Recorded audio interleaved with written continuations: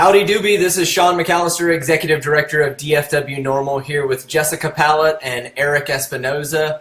We are coming to you live from Arlington with some breaking news out of the city of Dallas. Reporting from CBS 11, Eric, please tell us what just happened. In Dallas, being caught with some marijuana may not mean a trip to jail anymore. A new program approved today by the Dallas City Council will let people walk away with only a ticket if they're caught with less than 4 ounces of marijuana. If they are caught, they'll have to appear in court, much like when someone gets a speeding ticket. The city of Dallas says with this program, they have to reduce jail time for non-violent offenses, to cut down the time officers spend at the jail processing these suspects, and to improve officer response time to other emergencies. Offenders would be eligible to walk away with a ticket if they have a valid ID and are at least 17 years old with no prior conviction. They would also have to provide a thumbprint. The program goes into effect in October, and it only matters for Dallas City residents. And so for those of us living in Arlington, Fort Worth, just outside of the city of Dallas, this actually doesn't do much for us. But it is an exciting development. And who knew that Dallas City Council would all of a sudden vote 10-5 to pass this policy? We've got 15 people that participated in the vote. I want to tell you exactly who voted yes and who voted no so that you know.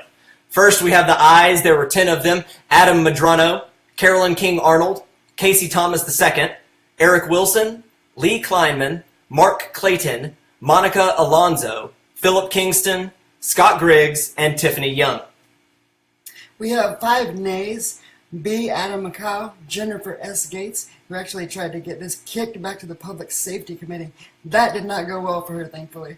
Mayor Michael Rawlings, which was really surprising because he seemed in support of it during the whole time.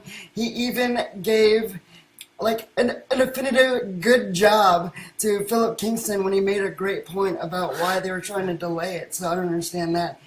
Rick Callahan and Sandy Grayson were the last 2 nays.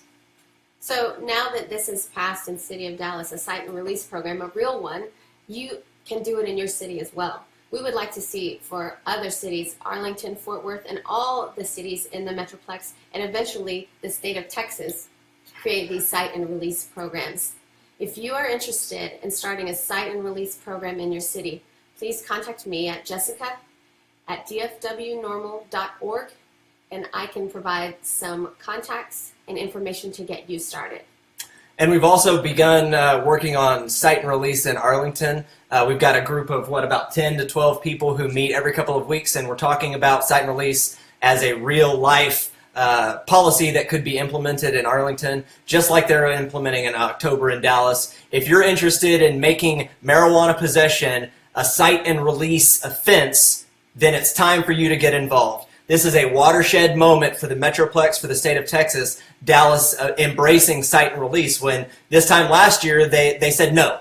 And so now that Dallas has turned its way toward ending cannabis prohibition, I think other cities in the Metroplex, I'm looking at you, Arlington, you too, Fort Worth, everyone in the Metroplex deserves to have the same type of laws. That means fewer people in jail, better police response time, and hopefully a better relationship with law enforcement in general, since you don't have to worry about your personal safety over having a small amount of a plant in your pocket.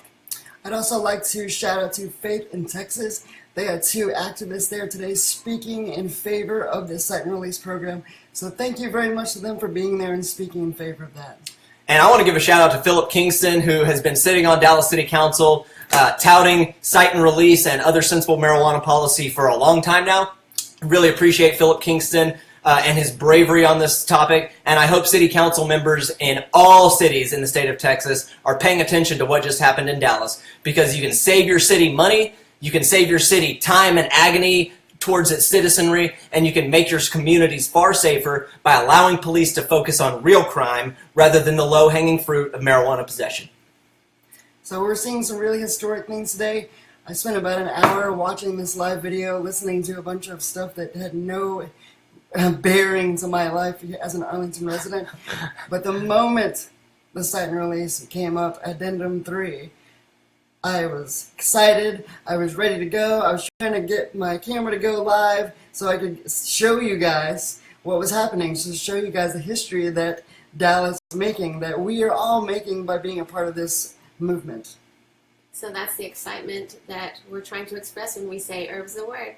Herb's the word. And one more shout out to Soraya for being there bright and early this morning at Dallas City Hall, for keeping us updated about what was going on, and for staying strong and providing awesome Twitter updates and stuff. Soraya, you rock. Thank you for what you do. Herb's the word, Texas. I hope you get involved with marijuana policy starting right now. Viva Verde, people.